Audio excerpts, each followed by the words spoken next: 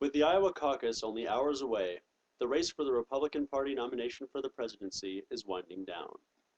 I was watching interviews with the candidates on CNN the other night, and a thought occurred to me.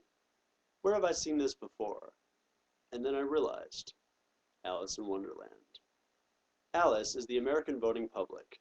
She knows a bit about history, but she doesn't always remember the dates. She can't easily palette a book without any conversations or pictures, and she supposes everything is queer these days. But she likes to hang out outside and be with nature, and she's very inquisitive. In fact, some people feel like she's been asking too many questions lately. Alice was reading under a tree when suddenly a white rabbit with pink eyes ran close by her. I'm late for a very important debate. It's Gary Johnson, who's always running, but never seems to get anywhere. 50 states, 50 laboratories of innovation. Alice had never before seen a rabbit with a joint, nor wearing a waistcoat to pull one out of.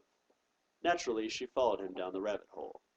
And so Alice fell, along with the Fed's interest rates, cupboards and bookshelves, the budget surplus, maps and pictures, the unemployment rate, a jar of orange marmalade, and the value of American homes. She found a little bottle sitting on a table, and tied round the neck of the bottle was a paper label with the words "Drink Me" beautifully printed on it in large letters.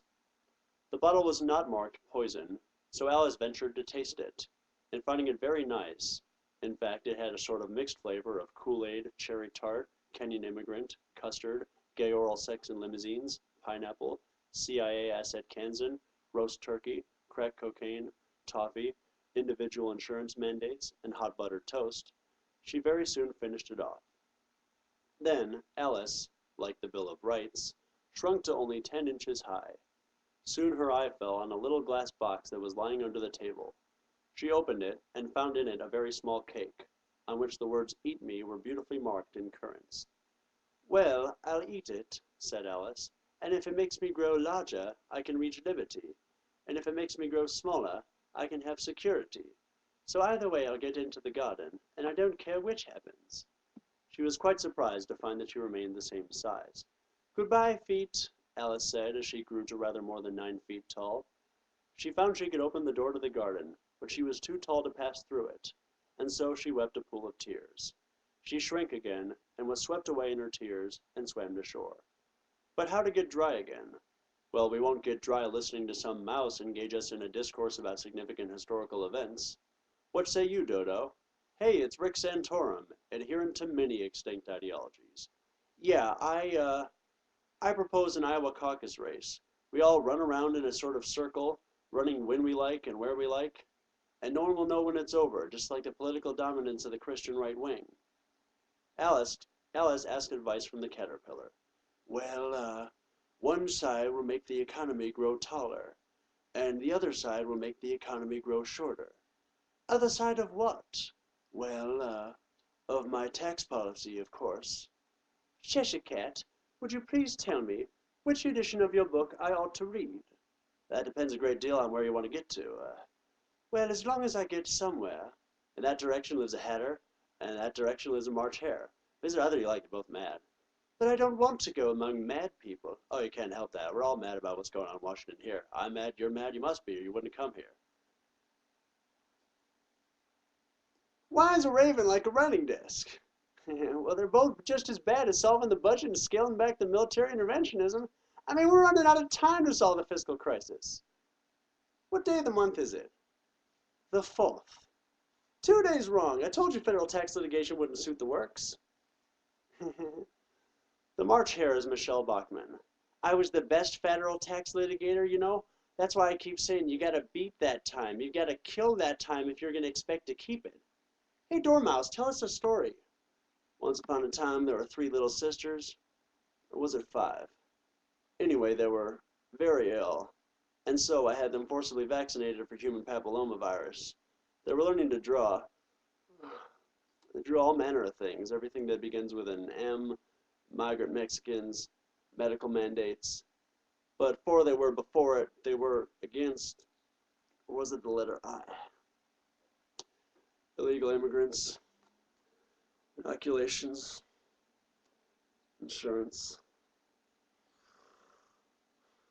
This is the stupidest tea party I've ever been at in all my life. The suits are the GOP establishment, painting the delegates red under threat of beheading by the Queen. But I digress. Who stole the tarts? Hatter believes that Congress stole the tarts. Give your evidence, said the Red King, John McCain, and don't be nervous or I'll have you executed on the spot, pursuant to the National Defense Authorization Act for 2012. Let the jury consider their verdict. No, no, said the Red Queen, Sarah Palin. Sentence first, verdict afterwards. Stuff and nonsense, said the American people loudly. The idea of having the sentence first. I know, pretty mavericky stuff, huh? The chessmen are Congress. Obama is the Jabberwock. Now let me be clear. 'Twas Brillig and the Slithy-toves did gyre and gimble in the wabe. All mimsy were the borogoves and the mome raps outgrabe. Blah blah blah. I'm a big black scary monster.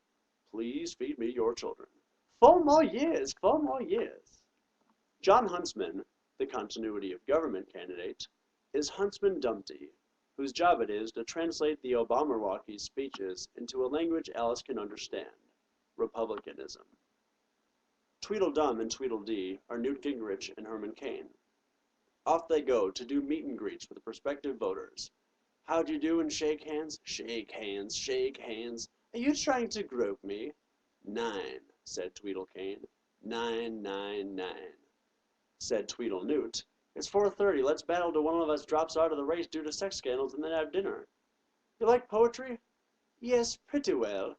Some poetry, said the American voting public doubtfully. Would you tell me which road leads out of the wood? What shall I repeat to her? Said Tweedle Newt, looking round at Tweedle Cain with great solemn eyes, and not noticing the American people's question. The walrus and the carpenter is the longest, Tweedle Cain replied, giving his brother an affectionate hug. Are you trying to grope me? The walrus and carpenter were walking close at hand. They wept like anything to see such quantities of sand, people. If they were only cleared away, they said, it would be grand. Hey, when's lunch? Serve up those oysters already, will ya? We should invade their beaches, kill their oysters, and convert them to Christianity. What about this offends you?